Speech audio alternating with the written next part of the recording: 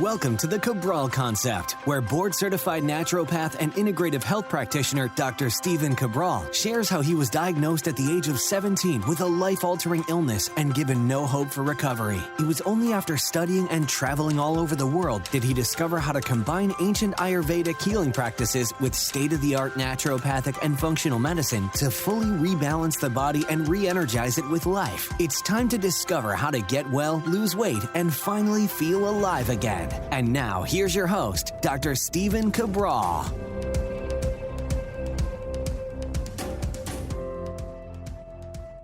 Hey everybody, welcome back to the show. We're here today, Cabral Concept, episode number 2545, all about the pros and cons of growth hormone. So you probably heard a lot lately about hormone replacement therapy, also just deemed HRT. And with that, sometimes things such as peptides or growth hormone. We're not going to be talking about peptides specifically today, but we're going to be talking about a peptide hormone called growth hormone. It's sometimes called IGF-1, sometimes called somatotropin, sometimes called HGH, which is human growth hormone, really all talking about the same thing. I will break down what each one of those things mean, and I'm going to give you from an unbiased perspective the benefits of growth hormone, but also what to watch out for as well. Because like everything in life, there is no one-size-fits-all approach. A lot of clinics are popping up literally in every state, all major cities, pretty much all around the US and Europe as well. And they're promoting this as a rejuvenation-based drug. But I'll tell you, and I hope that you understand this, by the end of the show, you'll know the unbiased perspective of if that's actually true or not, right? Because there's a big difference between how you look and feel, between actually the internal structures of the body.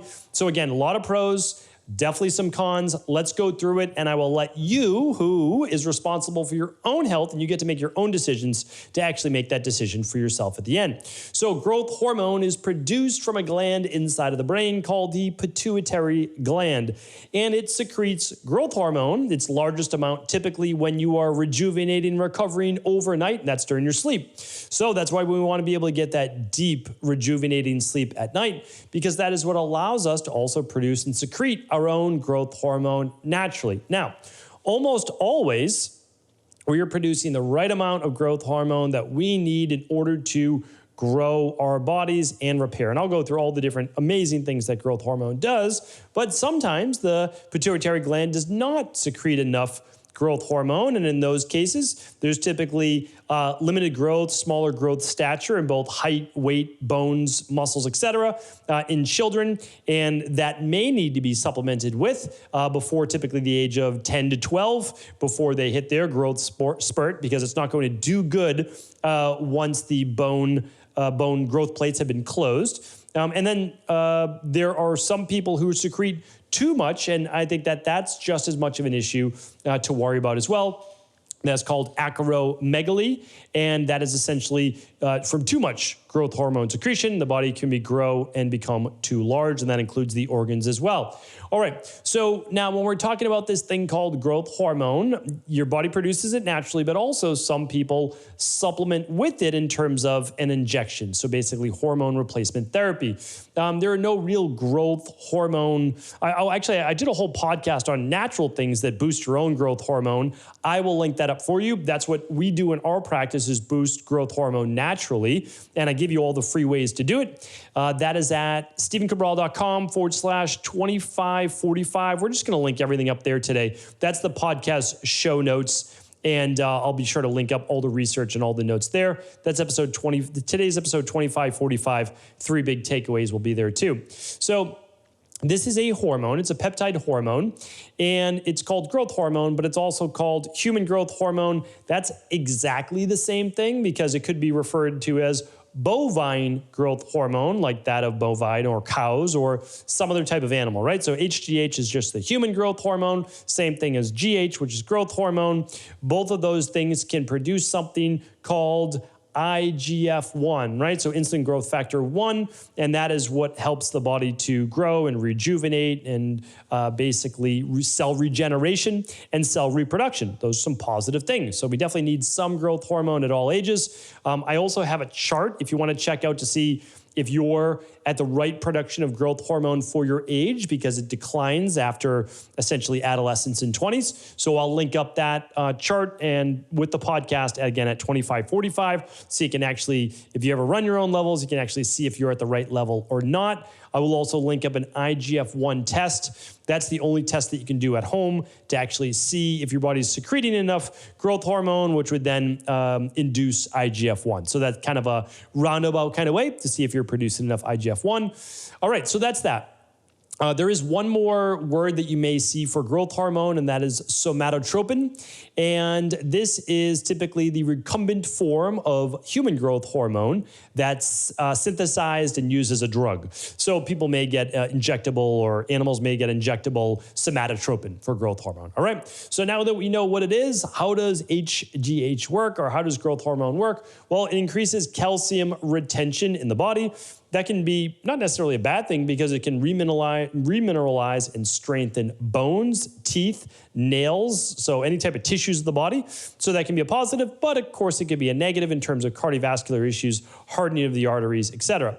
But I'll go through the pros and cons in just a minute. It can increase hypertrophy. It promotes the breaking down of fats. It increases protein synthesis. I'll explain again these in a moment for pros and cons. Stimulates growth of all organs of the body except one, the brain. So that's interesting, right? So it can make your liver grow, your spleen grow, your heart grow, make everything grow in the body except the brain. I found that very, very interesting. It can block or stop the uptake of glucose to a degree, right? Like it's not going to stop you being able to use glucose, but it is actually promoting the breakdown and utilization of amino acids and fatty acids for fuel. So it can actually help with fat loss in that way. But the problem is then the glucose actually stays in your blood longer, raising blood sugar levels for some. It can stimulate the immune system in a positive way, potentially overstimulate if too much is used, but that can be a benefit as well. And it can also improve, in some, not all, the deiodination of T4 to T3, and potentially helping with conversion of active thyroid hormone, if not too congested in the liver where a lot of that is taking place. Okay, so those are a lot of the actions of growth hormone. So what I did was I just narrowed it down to about 5 or 6 pros and about 5 or 6 cons, and then we'll wrap the whole thing up at the end to see maybe in your 60s and beyond if it's the right thing for you. And I said 60s and beyond, that's a key word here. We'll talk about that in just a moment. All right, so here are the pros. It can help growth that has been stunted as a child. So again, this is important because it may be needed for some children that are not producing the right amount of growth hormone in order to stimulate the growth of bones, muscles, organs, etc., where they might be off the growth chart. Now, again, if your child's on the growth chart, they're just on the lower end, well, they just may be a smaller individual, right? It's always a parent's choice, of course, but if they're far below that, then you may look into it. May. Not all, because again, I don't know that it's necessary, right? I don't know that it's necessary, but what I will share with you is this, is that for some children, health-wise and confidence-wise and all that, they may want to boost. But I don't know that it actually improves overall health and longevity, and the opposite may be true, and I'll share that in just a moment as well. All right, the second is that it does rejuvenate tissues of the body. So it rejuvenates cells. I mean, that's a big part of it. So cell rejuvenation and regeneration absolutely can help with youthfulness of the body. There's just no doubt about that. It can help with the overall look and structure of the body in terms of the toneness, tautness of the skin, thickening of the skin, all of those things. Water retention, it all matters. It can improve your muscles, your endurance with workouts, or your strength with workouts. And I don't know that it's necessarily conversely, but it does boost the metabolism as well. So one of the reasons why it boosts the metabolism outside of exercise, even of itself, is that it boosts protein synthesis, as you heard me say that before. So if you boost protein synthesis, even without working out, you can actually gain muscle mass. So they've shown this with anabolic steroids, with testosterone above a normal level.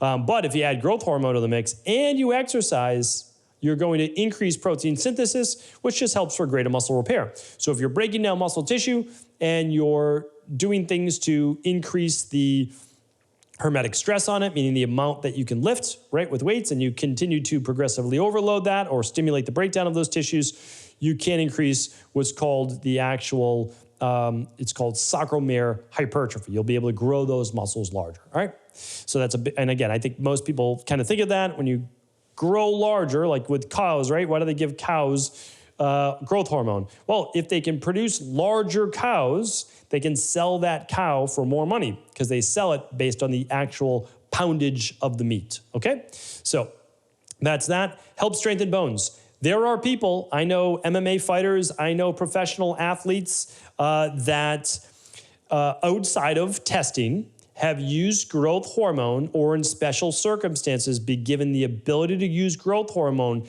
in order to repair a broken bone or even a severe cut. And the reason they did this is because the bone may not have complete severing of a bone, a femur, tibia, fibula, humerus. Like if these bones snap in half, they may not take. And if they don't take, typically an amputation does need to take place. So there are specific circumstances in that it could be very, very beneficial for a short period of time, like very beneficial, and you'll talk with your doctor about that. Okay, it helps decrease body fat, and the reason is that we talked about before, if we are preferentially using amino acids and lipolysis, the breakdown of fats for fuel, well, we're gonna break down more fat, right? So we're gonna actually burn more body fat. And the last part is that there still needs to be more research on this, but it may improve cognitive function. So nice little benefit there as we begin to age. All right, so we talked about the stimulation of IGF-1. Again, that's a lab that you can actually test for to check your own levels. And the production of IGF-1 is what I spoke about before, of the increase in glucose and the free fatty acids, basically, of the amino acids, free fatty acids, in order to break those down as fuel, and then unfortunately leaving some of that blood sugar to be elevated. So not in all people, but one of the cons, so we'll get into the negatives now, can be diabetes. So it is possible to actually develop type 2 diabetes by taking growth hormone, typically above a natural level that you would get with age. So why don't I state this at the very end, what age I think is probably most appropriate, and I think that we should take a look at this. But also, an increase in growth hormone can increase the organs and specifically affect the heart. So if the heart continues to grow in size, that can be quite detrimental for things like heart disease, potentially even stenosis of the arteries, hardening of the arteries, atherosclerosis, simply because calcium is kept in the bloodstream longer. And if calcium is kept in the bloodstream longer, regardless of cholesterol, that if there is inflammation, if there is issues with the arteries, that calcium can actually begin to bind and stick in the arteries, causing a hardening of the artery. So that's really important to look at that as well, because that can be outside of cholesterol. So really important to look at that. And so if you increase cortisol, you increase calcium, you have high levels of inflammation, that can be a real recipe for disaster for heart disease and heart attacks. And it's often why you see a lot of bodybuilders die well below 60 years old, right? Well below 60 years old. So from really abuse of growth hormone, abuse of typically testosterone as well. All right, there can be erectile dysfunction in men, but there can be lower libido in both men and women. Again, this doesn't affect everyone, and I'm not saying that it does, just like the benefits don't always have the huge degree in all people. But, how does it work? Well, again, if you're quite deficient in growth hormone and you take it, you feel a really big boost. If you're already doing really well in growth hormone and you take more, well, you may not get as much of a boost, and you may actually start to get more of these cons, right? Like it's always about creating dynamic equilibrium in the body. That's the most important thing in life. It's like no such thing as moderation. It's just, do you need it or do you not need it, right? Like that's really what it's about. And if you're very short on it and you need more of it, then it's helpful. But if you already have enough and you take more, then it's detrimental. detrimental. Like it's like that for literally everything in life, like everything from intermittent fasting to cold plunges to sleep to whatever, right? Above 9 hours of sleep, not healthy for most people. Below 7 hours a night, not healthy for most people. 7 to 9 hours, yeah, that's about the sweet spot for most people, but it's like, okay, well, what do you need? A little bit more, a little bit less? Again, that's based on bio-individuality. Okay, so the fourth one is blood clots. Not ideal, right? And it's not just at the injection site. Blood clots, to a degree, can be increased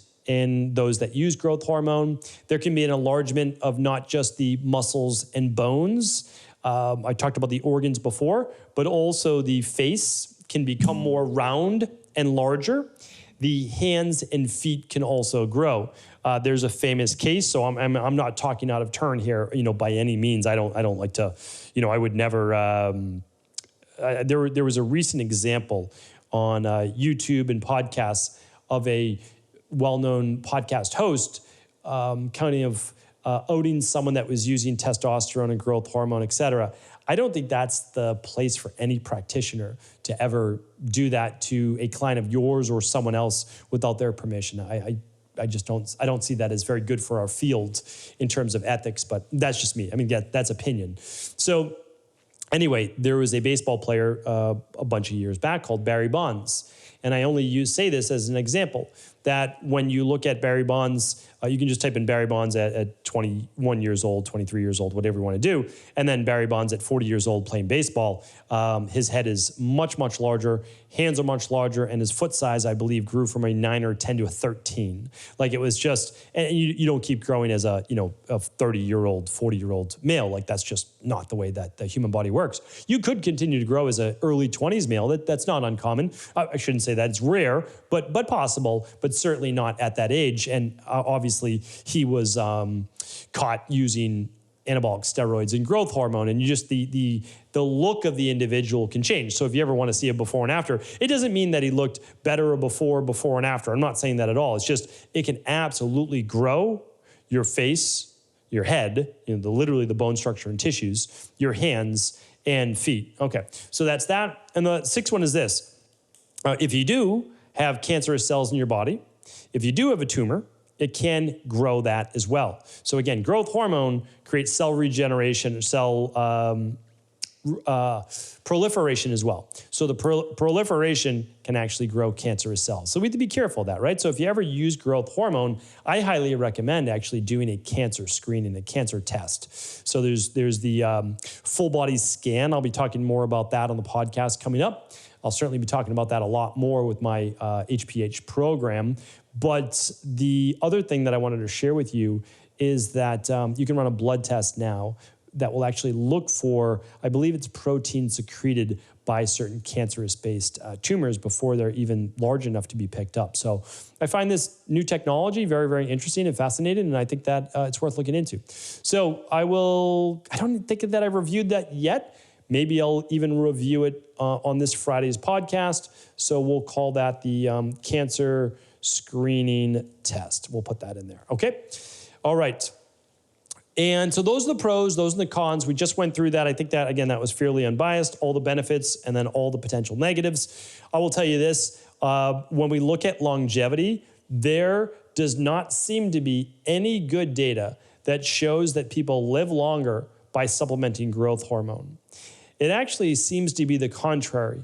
People who live the longest seem to have lower levels of IGF-1 concentration, and growth hormone helps to, again, induce IGF-1. So when we're looking at that, we have to weigh what's called reproductive health versus longevity. So what this means basically is if you take growth hormone, you will most likely look younger. You will, honestly, you'll probably feel a little bit better. There's no doubt about that as you begin to age, but it may come as a sacrifice of length of life. So that's for people to weigh on their own. It really is. But to me, it looks like from the data, over 50 years old, when you start supplementing with growth hormone, the potential for cancer becomes greater, okay? The other part is this, is that women seem to fare worse with it in terms of longevity than men. And that's interesting as well. So in general, I will state this, the larger your body becomes, the lower the likelihood for living a very long life. Now, normal life, yes, right? Early 70s, mid 70s. A long life, 85 to 100 years old, most likely not. And so it's just something, again, to take into consideration. I take these things into consideration for my own self, for my own parents, for my family. And I can't recommend using growth hormone really at this time. Now, could I get behind someone in their mid-60s doing low levels of growth hormone just to bring them up to what might be like a baseline at, let's say, a certain age, maybe like 40s or something like that? Maybe. But we just have to then be running the lab tests like the cancer screenings, the blood clots, the glucose levels, the heart disease checks, like all those things. So what I'm saying is this, if you're feeling well and you're optimizing your health and you're doing well, I don't recommend supplementing hormones. I really can't. Because if you don't need them and you're doing well, then there's not a lot more benefit you can get, but there are potential downsides. So I just want people to understand the pros and cons and the risks, and then to make the best educated decision you can for yourself, for your family as well. Because again, this does affect your family if you potentially get heart disease, heart attack, diabetes, cancer, etc. So again, weigh the pros and the cons. If it's right for you, I know you'll make the best decision. So hopefully this was helpful. Of course, please do pass this along to anyone else you believe it could serve. And for all of today's updates, as well as previous podcasts on growth hormone, IGF-1, the charts, etc., head on over to stevencabral.com/2545. Take care, everybody. Are you ready to heal yourself and then go on to heal others? If so, the Integrative Health Practitioner Institute can help you discover proven functional medicine protocols that blend the best of 7 different healing disciplines from around the world. I personally share with you the exact handouts and protocols I use in my private practice that enable people to get well, lose the weight, and live longer, stronger. I want to pass this information on to the next generation of health coaches, and that is exactly why I created IHP. We are the future of the health coaching industry, and the skills and knowledge you will learn will make you an in-demand certified health coach anywhere in the world. Although we have many medical professionals taking the IHP certifications, no experience is necessary, and half our members have no previous health certifications. At the Integrative Health Practitioner Institute, our motto is a health coach in every home. Our goal is that you take this knowledge and then share it with family, friends, loved ones, your community, or in a practice where you create a career you love and can be proud of. The global IHP community is filled with some of the most kind and caring people in the world, and we can't wait to welcome you into our world soon. For more information or to set up a discovery call with one of our IHP Health Coach graduates, simply head over to integrativehealthpractitioner.org.